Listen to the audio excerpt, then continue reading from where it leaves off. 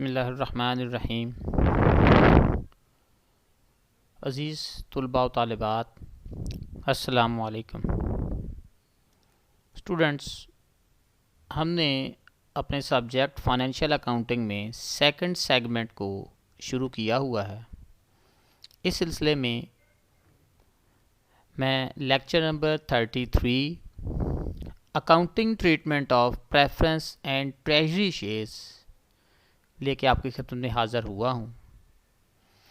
आज के टॉपिक में हम इन दो अहम काइंड्स की जो बेसिक्स हैं वो डिस्कस करेंगे कि ट्रेजरी शेयर्स क्या होते हैं, इनकी अकाउंटिंग ट्रीटमेंट कैसे करते हैं, जब हम इसको परचेज़ करते हैं तो फिर कैसे नोट किया जाता है, जब इनको इशू किया जाता है तो फिर क्या अकाउंटिंग एंट्री की जाती है और इसका इम्पैक्ट स्टॉक होल्डर इक्विटी में क्या होता है। और इसी तरह हम प्रेफरेंस शेयर्स की बात करेंगे। ये एक स्पेशल कैटेगरी होती है कि जिसके ऊपर फिक्स्ड डिविडेंड दिया जाता है और इसी वजह से प्रेफरेंस शेयर्स को फिक्स्ड चार्ज सिक्योरिटीज़ भी कहते हैं।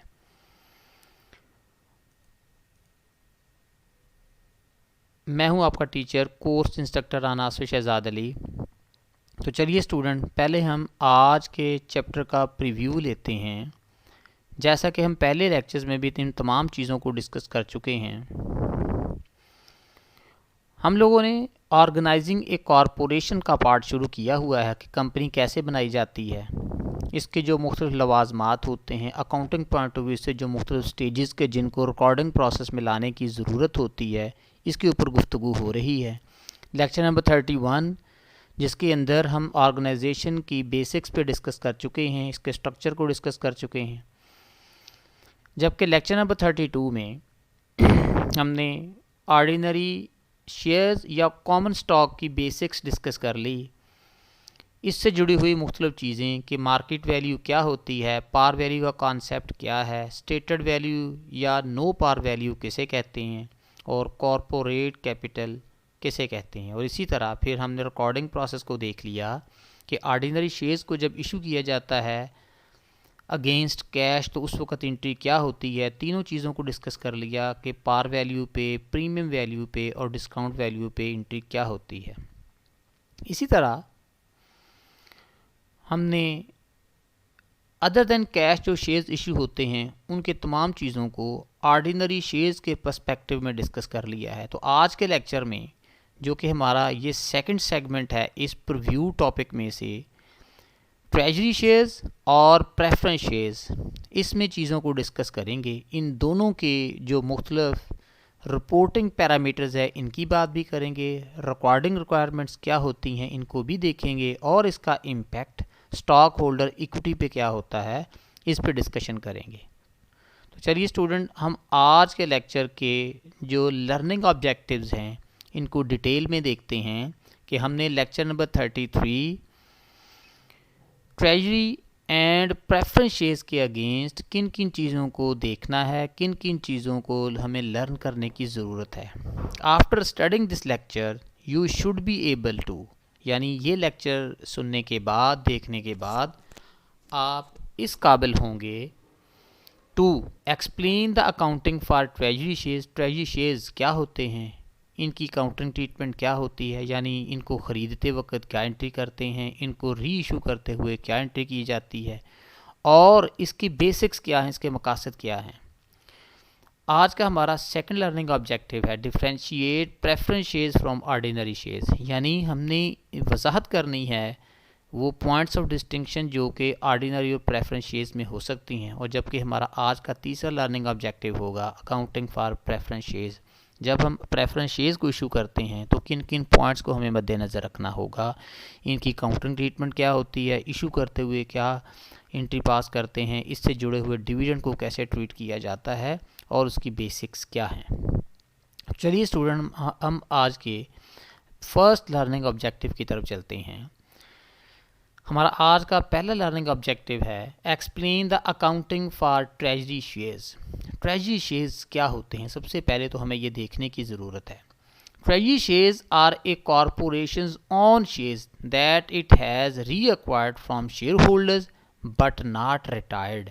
कि ट्रेजरी शेयर्स कॉरपोरेशन के अपने ही शेयर इशू किए हुए होते हैं जो कि जनरल पब्लिक के पास होते हैं। मुख्तलिफ मकासद को मद्देनज़र रखते हुए आप उन शेयर्स को रीपरचेज़ कर लेते हैं, लेकिन ये चीज़ जहन में रखनी है कि ये शेयर रीपरचेज़ करने से आपकी लायबिलिटी तो ख़त्म हो जाएगी, लेकिन आप इनको रिटायर्ड नहीं करते। इनको इन फ्यूचर डेट जब आपकी मार्केट के अंदर यानी आपकी कंपनी की मार्केट वैल्यू बेहतर हो जाती है, शेयर की वैल्यू बढ़ जाती है, तो आप इनको री इशू करते हैं ताकि आप अपने रिज़र्व्स जो कि शेयर इशूज़ के अगेंस्ट हो सकते हैं उनको बढ़ा सकें। Corporation purchase their outstanding shares to, यानी मुख्तलिफ़ किस्म की कंपनियां अपने ही शेयर्स जो कि आउटस्टैंडिंग होते हैं उनको क्यों परचेज़ करती हैं, वजूहात या मुख्तलिफ़ फैक्टर्स इसके पीछे जो होते हैं।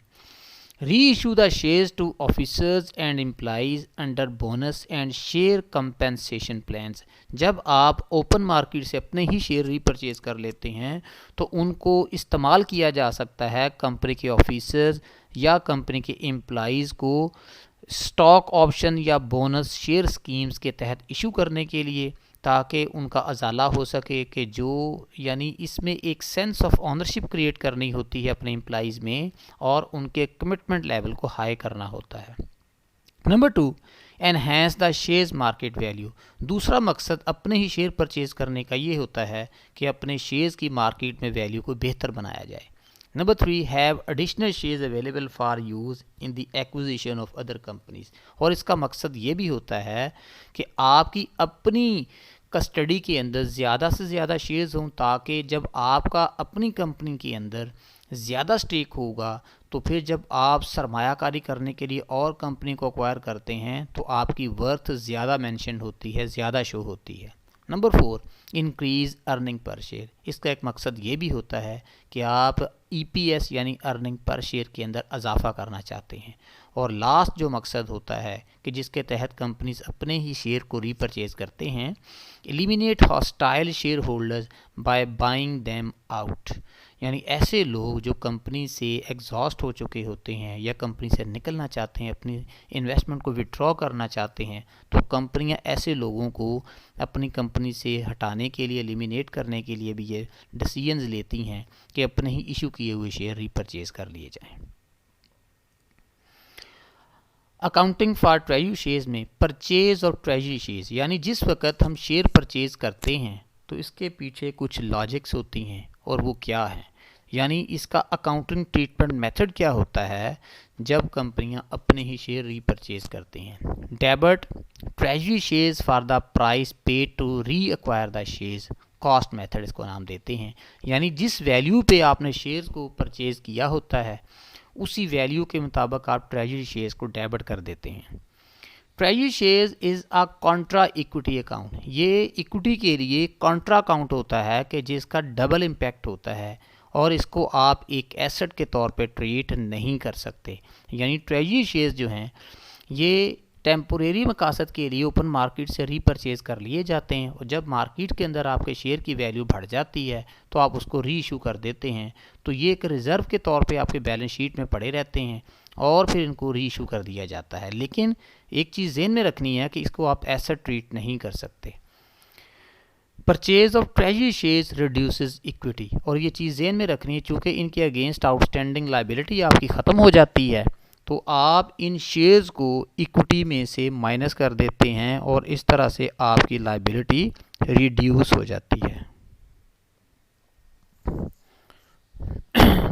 जब आप इसको ट्रेजरी शेयर्स को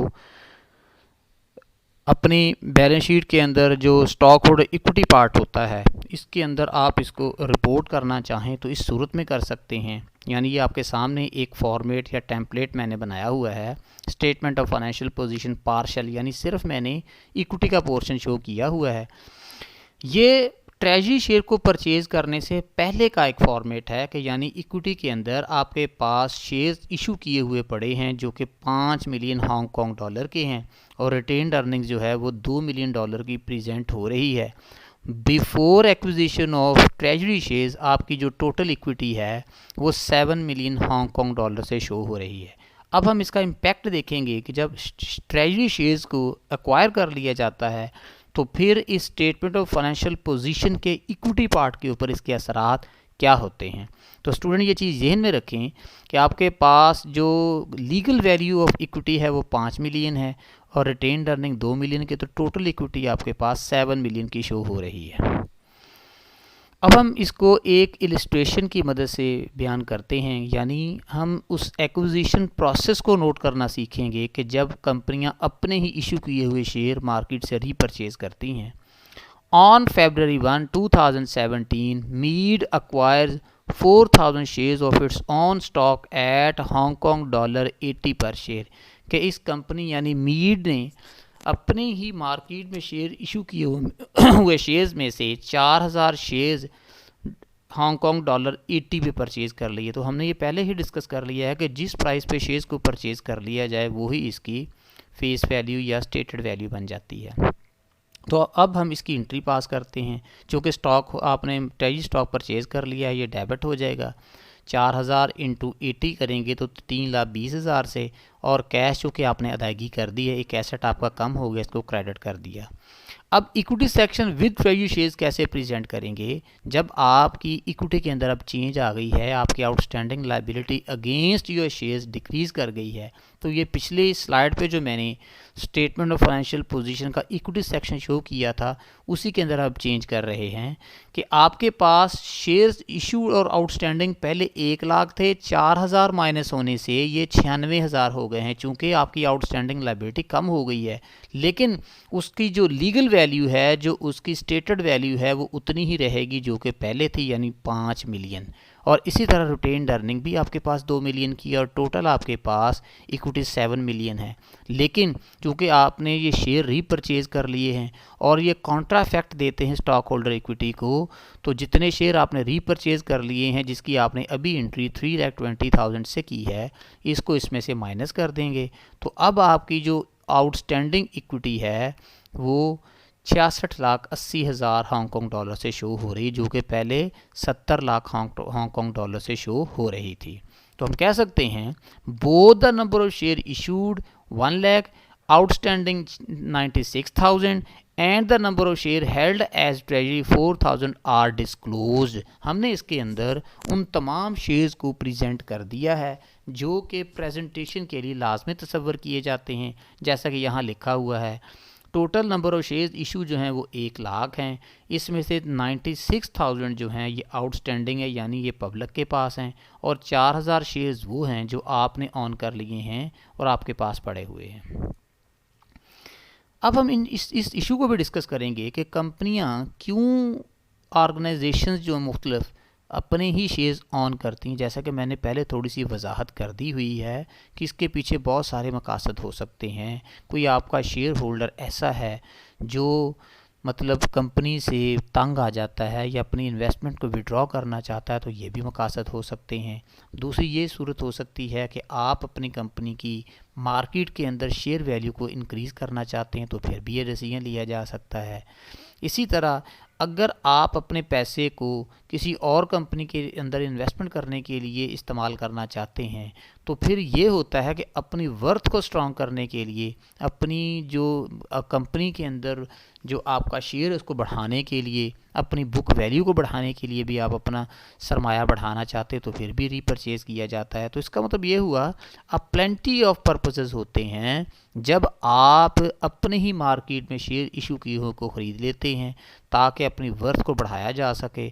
और सबसे बड़ा मकसद ये होता है कि आप जो आपकी कंपनी के अंदर डिल्यूशन प्रोसेस होता है उसको कम करना चाहते हैं, और दूसरा मार्केट के अंदर जो आपके शेयर्स की वैल्यू होती है उसको बढ़ाना भी मकसद होता है। Accounting for treasury shares. अब हम उस प्रोसेस की बात करेंगे कि जिसके तहत ट्रेजरी शेयर्स को आप ट्रीट करते हैं। यानी पहले हमने इस अमल की वजाहत कर दी है कि जिस वक्त आप ट्रेजरी शेयर्स को परचेज़ करते हैं तो उस वक्त ट्रेजरी शेयर्स को डेबिट कर दिया जाता है और उसके अगेंस्ट जितना कैश पे किया होता है उसे क्रेडिट कर देते हैं, और eight the time of purchase जो हमने प्राइस पे की होती है वही उस ट्रेजरी शेयर्स की स्टेटेड वैल्यू या पार वैल्यू बन जाती है। अब हम देखेंगे कि जब इन शेयर्स को इन फ्यूचर डेट्स आप डिस्पोज ऑफ करेंगे, यानी डिस्पोजल ऑफ ट्रेजरी शेयर्स की जो कंडीशन होगी तो कैसे कर सकते हैं। Sale of treasury shares above the cost at premium, ये प्रीमियम का केस होता है, यानी पीछे हमने 80 हांगकॉन्ग डॉलर पे एक शेयर ख़रीदा जो कि ट्रेजरी करार पाया। अब उसको हम अगर अबव दी कॉस्ट और वही वैल्यू जो कि 80 हांगकॉन्ग डॉलर पर शेयर बन गई थी, अगर उससे ज़्यादा पे इशू करेंगे तो ये अबव द कॉस्ट का केस है, इसको हम प्रीमियम डिक्लेयर करते हैं। और इसी तरह अगर उस 80 हांगकॉन्ग डॉलर से बिलो वैल्यू पे हम शेयर्स को इशू करेंगे तो ये डिस्काउंट का केस होगा। Both increase the total asset and equity, दोनों सूरतों में ही चाहे ट्रेजरी शेयर डिस्काउंट पे इशू हों चाहे ये प्रीमियम पे इशू हों, ये शेयर होल्डर इक्विटी के अंदर इजाफे का बाइस ही बनते हैं। पहली ट्रीटमेंट देखते हैं अबव द कॉस्ट, यानी ये प्रीमियम के केस को डिस्कस करते हैं कि जब हमने ट्रेजरी शेयर्स को परचेज़ किया था उस वैल्यू से ज़्यादा पे अगर इशू करें, इसको हम एक इलस्ट्रेशन की मदद से करते हैं। On July 1 Meet sells for Hong Kong dollar 100 par value share per share dollar 1000 shares of its treasury shares previously acquired at Hong Kong dollar 80 per share, यानी आपने जो शेयर परचेज़ किए थे 4000 और 80 डॉलर पे आपने परचेज़ किया था, यानी आपकी कॉस्ट वैल्यू पर शेयर जो है ट्रेजरी शेयर की वो डॉलर 80 है, उसको आप 100 पे अगर इशू करेंगे तो ये नज़र आ रहा है ये अबव दी कास्ट है, तो इस केस के अंदर ट्रेजरी प्रीमियम रिकग्नाइज होगा। तो जब हम ये शेयर मार्केट में इशू करेंगे तो आपके पास कैश आ जाएगा, हम कैश को 1 लाख हांगकॉन्ग डॉलर से डेबिट करेंगे, यानी 1000 शेयर्स हैं, इसको जो आपने वसूल करना है 100 डॉलर हांगकॉन्ग पर शेयर इससे मल्टीप्लाई कर देंगे। जबकि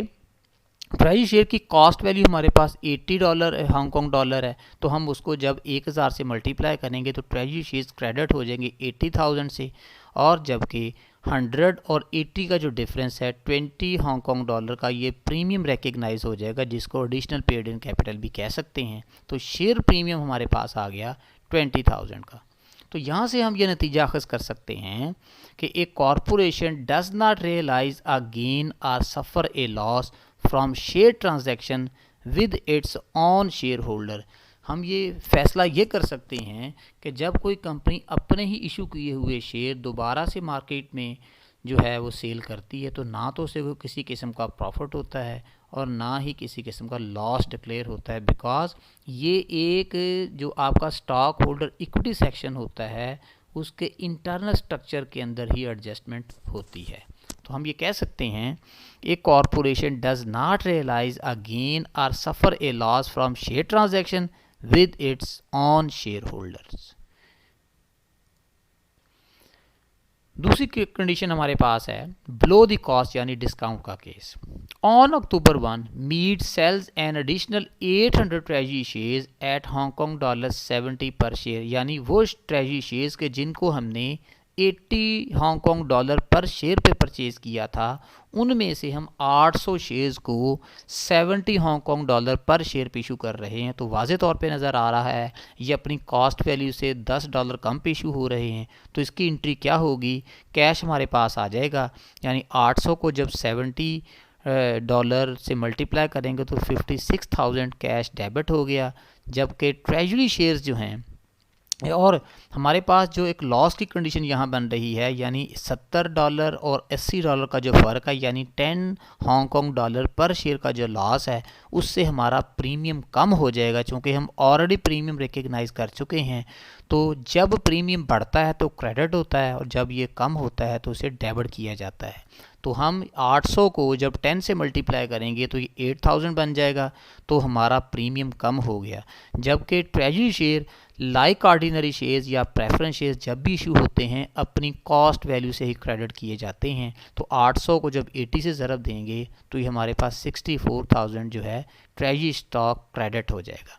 तो debits must be equal to credits, ये चीज़ यहाँ पे साबित हो रही है।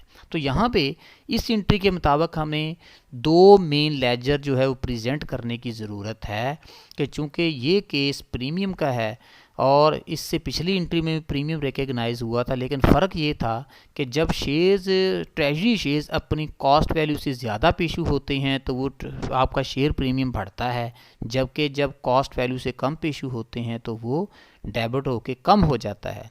तो ट्रेजरी शेयर्स को अगर हम यहाँ पे शो करें, हमारे पास टोटल जो था वो 3,20,000 शो हुआ था। इसमें से 2 दफ़ा हमने शेयर इशू कर दिए। 80,000 पे हमने शेयर जो इशू किए हैं वो हमारा प्रीमियम के केस में हुए हैं, जबकि 64,000 के अभी हमने डिस्काउंट के केस में इशू किए हैं, तो ट्रेजरी शेयर क्रेडिट हो गए हैं।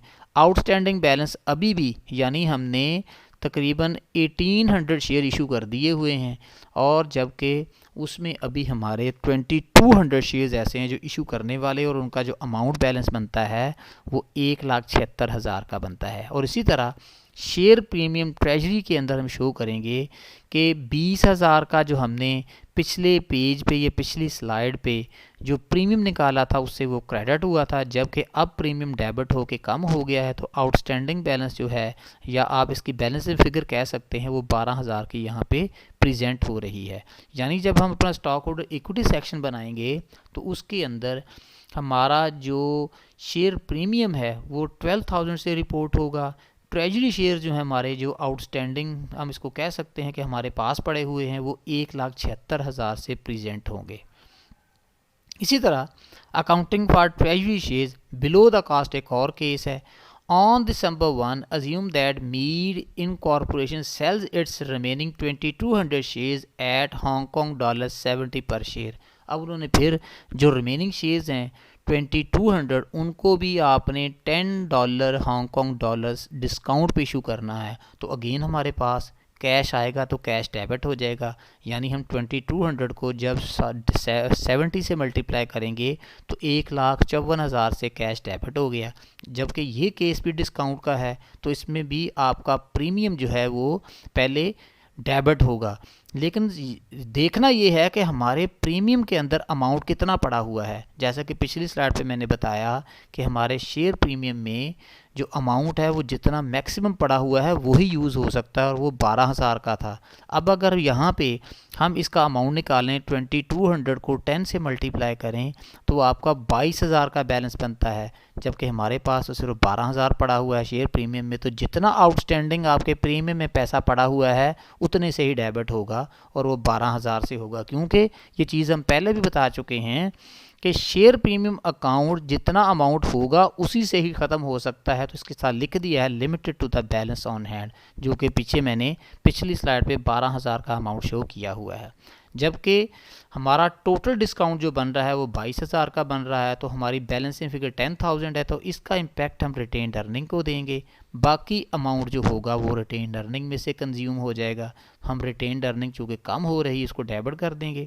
जबकि हमारे जो ट्रेजरी शेयर्स हैं अपनी ओरिजिनल वैल्यू, जिसको कि हमने 80 हांगकॉन्ग डॉलर पर शेयर पे ख़रीदा था, उसको 2200 शेयर से जब मल्टीप्लाई करेंगे तो वो 1,76,000 रुपये का अमाउंट बन जाएगा, जो कि पिछली स्लाइड पे ट्रेजरी शेयर्स की बैलेंसिंग फिगर आ रही थी। तो इस तरह से हमारे ये शेयर्स ख़त्म हो गए और हमें कुछ चीज़ों के अगेंस्ट प्रीमियम हासिल हुआ था वो भी कंज्यूम हो गया, जबकि ओवरऑल हमारी रिटेन अर्निंग के अंदर कमी आई है।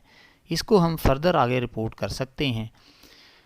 अच्छा, अब ये प्रोसेस तो हमने सीख लिया कि ट्रेजरी शेयर को ख़रीदते हुए क्या एंट्री की जाती है, इशू करते हुए अगर तो आपके पास आप उसको प्रीमियम पे इशू कर रहे हैं तो उसका रिकॉर्डिंग प्रोसेस भी हमने सीख लिया, अगर डिस्काउंट पे इशू करें तो उसका रिकॉर्डिंग प्रोसेस भी देख लिया, और एक एक्स्ट्रा ऑर्डिनरी कंडीशन भी हमने डिस्कस कर ली कि अगर आपके रिज़र्व में इतने पैसे ना पड़े हुए हों और आपको ट्रेजरी शेयर डिस्काउंट पे इशू करने पड़ जाएं तो जितनी डेफिशिएंसी होगी उस शेयर प्रीमियम अकाउंट से, यानी अगर डिस्काउंट का अमाउंट बड़ा होगा और शेयर प्रीमियम अकाउंट में पैसे जो बैलेंस की सूरत में कम पड़े हुए हैं, तो जो बैलेंस होगा इन दोनों का वो आप रिटेन अर्निंग में से कंज्यूम करेंगे। लास्ट स्लाइड पर यह चीज़ डिस्कस हो गई है। Salvador purchased 300 share of its RS50 par value ordinary share for RS 1,80,000। यानी जो आपके शेयर से 1.5 लाख रुपए के बनते थे उसको 1,80,000 में आपने परचेज़ कर लिया। Cash on July 1, it will hold the share in the treasury until resold. इनको ट्रेजरी के तौर पे अपने पास होल्ड करेंगे जब तक कि आप उसको दोबारा से मार्केट में सेल ना कर दें। On November 1 the corporation sells 1000 treasury share for cash at 70 per share. यानी वो शेयर आपने फर्दर आगे जाके उसमें से 1000 शेयर जो है वो 70 रुपीज़ पर शेयर पे सेल करना है, इनकी एंट्रियाँ पास करनी है। तो पहले स्टेप पे जुलाई 1 पे जो हमने शेयर परचेज़ किए हैं उसकी एंट्री करेंगे। शेयर परचेज़ करने से कैश आपके पास आता है, आपके पास से चला जाता है। जबकि ट्रेजरी शेयर आपके पास आ जाते हैं तो ट्रेजरी शेयर्स डेबिट हो जाएंगे 1,80,000 से और कैश क्रेडिट हो जाएगा 1,80,000 से, चूँकि इन शेयर्स को परचेज़ करने के एवज़ आपने इतने पैसे अदा किए हैं। जबकि इसी तरह नवंबर 1 को जब हम उसी में से 1000 शेयर इशू कर रहे हैं तो अब हमारे पास कैश आ जाएगा 70,000 का, क्योंकि 1000 शेयर्स हैं और $70 का एक शेयर है। और जबकि ट्रेजरी शेयर्स को हम क्रेडिट करेंगे, हमारे पास 1000 है और चूँकि हमने ये 60 पे जो है पर शेयर पे इसको परचेज़ किया था तो हमारी पर शेयर वैल्यू जो है ट्रेजरी की सूरत में $60 पर शेयर है, 60 रुपीज़ पर शेयर है। लेकिन हम इसको इशू 70 रुपीज़ पे कर रहे हैं तो हम कह सकते हैं कि हमें 10 रुपये पर शेयर का प्रीमियम हासिल हो गया है। तो आप इसको 1000 ज़रा 10 करेंगे तो 10,000 से ये एंट्री हो जाएगी। तो इस तरह से ये दोनों ट्रांजैक्शंस हो गई। हमने इसको परचेज़ करने की एंट्री भी कर ली और री इशू जो कि एक प्रीमियम की कंडीशन है उसको रिकॉर्ड कर लिया।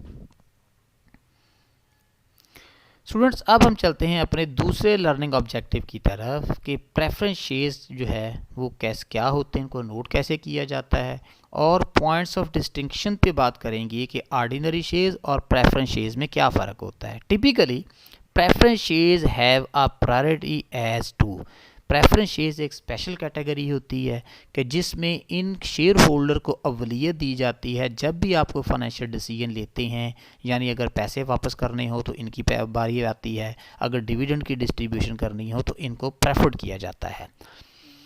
तो जैसा कि यहाँ है भी कि इनको प्रायोरिटी की सूरत में दी जाएगी डिस्ट्रीब्यूशन ऑफ अर्निंग, जब अर्निंग दी जाएगी यानी डिविडेंड की सूरत में पर शेयर पे प्रॉफिट की डिस्ट्रीब्यूशन जब होती है तो प्रेफरेंस शेयर होल्डर को अवलियत दी जाती है, पहले अदा किए जाते हैं। And assets in the event of liquidation, और इवन अगर कंपनी ख़त्म करने का अमल हो और पैसे वापस करने हो तो सबसे पहले शेयर होल्डर्स में से प्रेफरेंस शेयर होल्डर को पैसे पहले वापस किए जाते हैं। तो यहाँ से हम एक यूनिवर्सल रूल बना सकते हैं, accounting for preference shares at issuance is similar to that for ordinary share.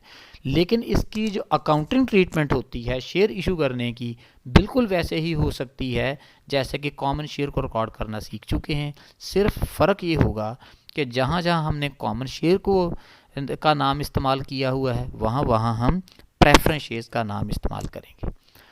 अब हम ये देखते हैं दोनों कैटेगरी जो कि शेयर्स की हैं यानी ऑर्डिनरी शेयर्स और प्रेफरेंस शेयर्स में फ़र्क क्या होता है। पहले देखते हैं preference shares. Normally issue to the investor in the company. ये प्रेफरेंस शेयर्स उन लोगों को इशू किए जाते हैं जो कंपनी में ऑलरेडी शेयर होल्डर होते हैं, जबकि common stock normally issue to the employees and founders. जबकि कॉमन स्टॉक आम तौर पे कंपनी को बनाने वालों को इशू किए जाते हैं या स्टॉक ऑप्शन स्कीम्स के तहत अपने ही एम्प्लॉय को इशू किए जाते हैं। प्रेफरेंस शेयर्स में number 2, early on priced higher than common stock. अमूमी तौर पे पहली स्टेज पे इनकी जो प्राइसेस होती हैं जो कि सेट की जाती हैं वो कॉमन शेयर से ज़्यादा होती हैं। Early on cost less than preferred stock, जबकि इसकी जो कॉस्ट है पहली स्टेज पे प्रेफरेंस शेयर से कम होती है।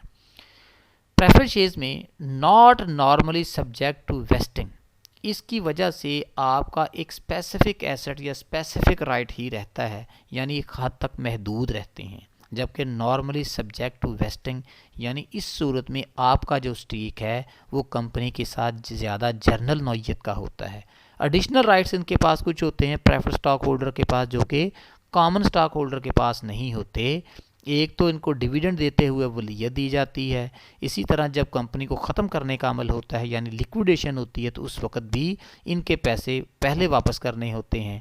और नंबर 2, एंटी डिल्यूशन इसके अंदर डिल्यूशन नहीं हो सकती, यानी ये जो शेयर होल्डर होते हैं अपनी मर्ज़ी से ही रिडीम कर लें या any other form of securities के अंदर कन्वर्ट कर ले तो ठीक है, इसके अंदर डिल्यूशन नहीं हो सकती। जो शेयर इनके पास है वो इनके ही रहेंगे।